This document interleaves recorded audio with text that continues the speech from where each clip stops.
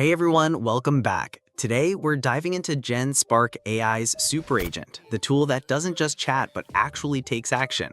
Is it your next productivity hack? Let's find out. What it is. Genspark Super Agent is a no-code AI-powered assistant that can plan tasks, create presentations, generate videos, make phone calls, analyze data, and more, all with a simple prompt. Think of it as multitasking AI that actually executes. How it works?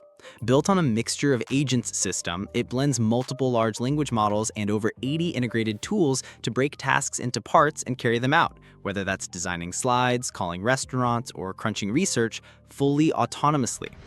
Who it's for? It's perfect for busy professionals, content creators, students, entrepreneurs, anyone who wants automation and productivity without coding or juggling multiple tools.